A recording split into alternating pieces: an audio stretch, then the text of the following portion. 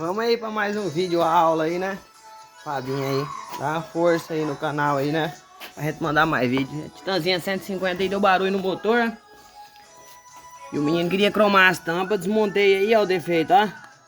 Bomba de óleo, bomba filtro centrífugo, na verdade, é o nome mais falado, né? Bambiou, aí tava dando um barulho, o cara falou que era saia, eu falei pra ele que não era.